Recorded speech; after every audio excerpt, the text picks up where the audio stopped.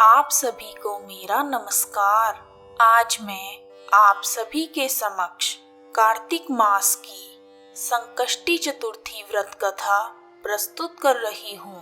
प्रत्येक मास की संकष्टी चतुर्थी को भगवान गणेश के एक विशेष रूप की पूजा की जाती है। कार्तिक मास की संकष्टी को वक्रतुंड संकष्टी चतुर्थी के रूप में जाना जाता है। इस दिन गणेश जी के वक्रतुंड महागणपति रूप की पूजा की जाती है। संकष्टी चतुर्थी के व्रत में संध्या काल में गणेश भगवान का पूजन किया जाता है। पूजन के बाद संकष्टी चतुर्थी की कथा सुनी जाती है। इस व्रत में चंद्रमा के दर्शन करने के बाद तथा उन्हें अर्घ्य देने के बाद ही व्रतधारी अपना उपवास तोड़ते हैं।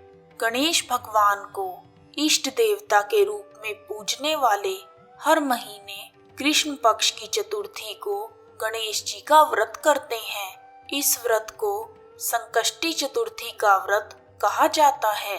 संकष्टी का अर्थ है मुसीबतों से मुक्ति। भक्त अपनी परेशानियों से छुटकारा पाने के लिए संकष्टी चतुर्थी के दिन विधि विधान से गणेश जी की पूजा करते हैं तथा संकष्टी चतुर्थी की कथा का श्रवण करते हैं, जिसके प्रभाव से उन्हें खोया हुआ मान सम्मान, धन वैभव आदि प्राप्त हो जाता है और वह आनंदमयी जीवन व्यतीत करते हैं। आइए शुरू करते हैं कार्तिक मास की वक्रतुंड महागणपति संकष्टी चतुर्थी की कथा। पौराणिक मान्यताओं के अनुसार मानव जाति के कल्याण के लिए समय समय पर देवताओं ने पृथ्वी पर अवतार लिए। उसी प्रकार गणेश जी ने भी आसुरी शक्तियों से मुक्ति दिलाने तथा इस जगत के कल्याण के लिए वक्रतुंड, गजानन, एकदंत, विघ्नराज, महोदर, लंबोदर, विकट और धूम्रवर्ण रूप में अवतार लिए। देवराज इंद्र के प्रमाद से मत्सरासुर का जन्म हुआ था। उसने दैत्य गुरु शुक्राचार्य से भगवान शिव शंकर के पंचाक्षरी मंत्र ओम नमः शिवाय की दीक्षा प्राप्त कर भगवान शंकर की कठिन तपस्या की। शिव शंकर ने प्रसन्न होकर मत्सरासुर को अभय होने का वरदान दिया।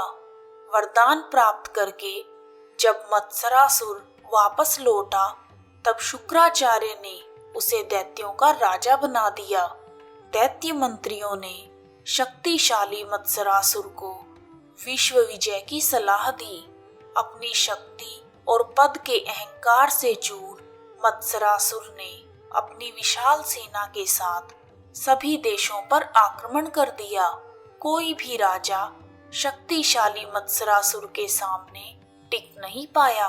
अतः संपूर्ण पृथ्वी पर मत्सरासुर का शासन हो गया। पृथ्वी को अपने अधीन करके उस महापराक्रमी दैत्य ने पाताल और स्वर्ग पर भी चढ़ाई कर दी। शेष ने विनय पूर्वक उसके अधीन रहकर उसे कर देना स्वीकार कर लिया। वरुण, कुबेर, यम और समस्त देवता उससे पराजित होकर भाग गए। इंद्रदेव भी मत्सरासुर के सम्मुख टिक नहीं पाए। इस प्रकार मत्सरासुर स्वर्ग का भी अधिकारी बन गया। असुरों से दुखी देवता ब्रह्मा और विष्णु भगवान को लेकर कैलाश पर्वत पर पहुंचे। उन्होंने भगवान शंकर को दैत्यों के अत्याचार की सारी व्यथा सुनाई। भगवान शंकर ने मत्सरासुर के इस दुष्कर्म की घोर निंदा की। यह समाचार सुनकर मत्सरासुर ने कैलाश पर भी आक्रमण कर दिया। मत्सरासुर का भगवान शिव शंकर के साथ घोर युद्ध हुआ, परंतु महादेव शिव शंकर भी उसके समक्ष ठहर नहीं पाए। उसने शिव शंकर को भी कठोर पाश में बांध लिया और कैलाश का स्वामी बनकर वहीं रहने लगा। चारों तरफ दैत्यों का अत्याचार होने लगा। दुखी देवताओं के सामने मत्सरासुर के विनाश का अब कोई मार्ग नहीं बचा। वे अत्यंत चिंतित और दुर्बल हो रहे थे। उसी समय वहां भगवान दत्तात्रेय पहुंचे। उन्होंने देवताओं को वक्रतुंड के एकाक्षरी मंत्र गंग का उपदेश दिया। समस्त देवता भगवान वक्रतुंड के ध्यान के साथ एकाक्षरी मंत्र का जाप करने लगे। उनकी आराधना से संतुष्ट होकर तत्काल वक्रतुंड गणेश भगवान प्रकट हुए। उन्होंने देवताओं से कहा, आप सभी निश्चिंत हो जाएं, मैं मत्सरासुर के गर्व को चूर चूर कर दूंगा। भगवान वक्रतुंड ने अपने असंख्य गणों के साथ मत्सरासुर के महल को चारों तरफ से घेर लिया। भयंकर युद्ध छिड़ गया। 5 दिनों तक लगातार युद्ध चलता रहा। मत्सरासुर के सुंदर प्रिय एवं विषय प्रिय नाम के 2 पुत्र थे। वक्रतुंड गणेश भगवान के 2 गणों ने उन दोनों को मार दिया। पुत्र वध से व्याकुल होकर मत्सरासुर रणभूमि में उपस्थित हुआ। वहां उसने भगवान वक्रतुंड को अपशब्द कहे। भगवान वक्रतुंड ने प्रभावशाली स्वर में कहा, यदि तुझे अपने प्राण प्रिय हैं तो शस्त्र रखकर मेरी शरण में आ जा, नहीं तो तू निश्चित ही मारा जाएगा। वक्रतुंड भगवान के भयानक रूप को देखकर मत्सरासुर अत्यंत बेचैन हो गया। उसका सारा बल क्षीण हो गया। भय के मारे वह कांपने लगा तथा विनय पूर्वक वक्रतुंड भगवान की स्तुति करने लगा। उसकी प्रार्थना से संतुष्ट होकर दयामय वक्रतुंड भगवान ने उसे अभय प्रदान करते हुए अपनी भक्ति का वरदान दिया तथा शांत जीवन बिताने के लिए पाताल जाने का आदेश दिया। मत्सरासुर से निश्चिंत होकर देवगण वक्रतुंड भगवान की स्तुति करने लगे। देवताओं को स्वतंत्र कर वक्रतुंड भगवान ने उन्हें अपनी भक्ति प्रदान की। कथा समाप्त। कहानी सुनने वालों का भी भला और सुनाने वालों का भी भला।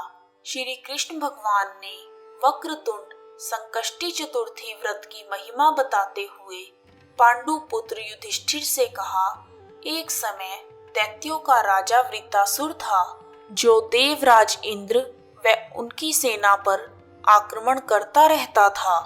सभी देवता उससे परेशान थे। इसलिए इंद्रदेव ने महर्षि दधीची की स्तुति कर उनकी हड्डियों से शक्तिशाली वज्र का निर्माण किया तथा वृत्तासुर का वध कर डाला। वृत्तासुर का वध होते ही दैत्य सेना में हाहाकार मच गया। वह सभी अपने जीवन की रक्षा के लिए इधर उधर भागने लगे। वृत्तासुर के वध के पश्चात दैत्यों के पास अब कोई राजा नहीं था।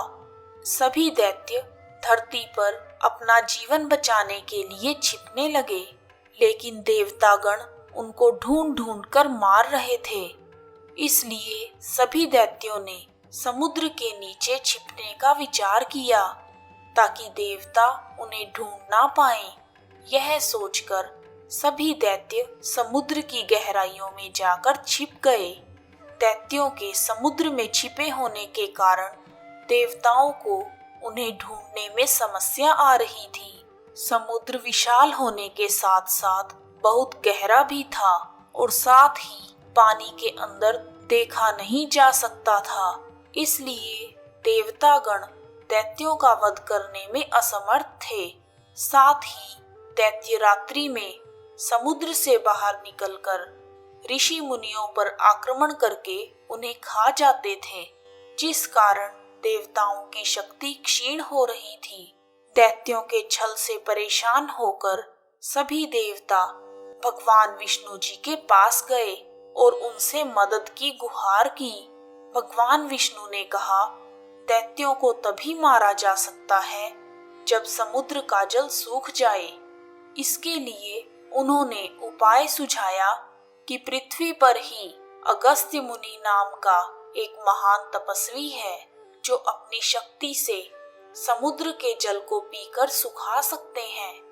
भगवान विष्णु से आदेश पाकर सभी देवता अगस्त्य मुनि से सहायता मांगने के लिए गए। जब ऋषि अगस्त्य ने देवताओं की समस्या सुनी तब वह उनकी सहायता करने को तैयार हो गए। अगस्त्य मुनि ने प्रसन्न होकर कहा, हे देवताओं, डरने की कोई बात नहीं, आप सभी का मनोरथ अवश्य पूरा होगा। मुनि की बात सुनकर सभी देवता संतुष्ट होकर अपने अपने लोक चले गए। इधर अगस्त्य मुनि को चिंता हुई कि 1,00,000 योजन इस विशाल समुद्र को मैं कैसे सुखाऊंगा। तब अगस्त्य मुनि ने गणेश जी को याद करके वक्रतुंड संकष्टी चतुर्थी के उत्तम व्रत को विधि पूर्वक संपन्न किया। व्रत करने से गणेश भगवान उन पर प्रसन्न हुए और उसी व्रत के प्रभाव से अगस्त्य मुनि ने समुद्र को सहज ही पीकर सुखा दिया। समुद्र के सूखने से दैत्य उसमें साफ साफ दिखने लगे। दैत्यों के बाहर आते ही सभी देवताओं ने उन पर भीषण आक्रमण कर दिया। देवताओं ने बहुत से दैत्यों को मृत्यु के घाट उतार दिया, परंतु कुछ दैत्य डरकर वहां से भाग गए और पुनः पाताल लोक चले गए। श्री कृष्ण जी कहते हैं, हे महाराज युधिष्ठिर, आप भी संकष्टी चतुर्थी का व्रत कीजिए। इस व्रत को करने से आप शीघ्र ही सभी शत्रुओं को जीतकर अपना राज्य पा लेंगे। श्री कृष्ण भगवान के आदेशानुसार युधिष्ठिर ने गणेश जी का व्रत किया।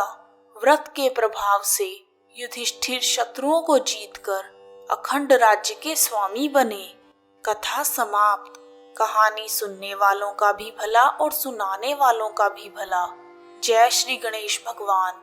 विघ्न हरण मंगल करण, काटत सकल कलेश, सबसे पहले सुमरिए गौरी पुत्र गणेश, गौरी पुत्र गणेश।